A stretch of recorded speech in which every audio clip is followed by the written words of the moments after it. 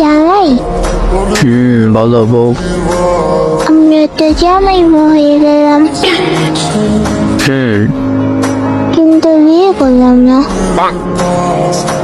আরে তাই তো, চলো শুভ কাজটা এখনই সেরে ফেলি।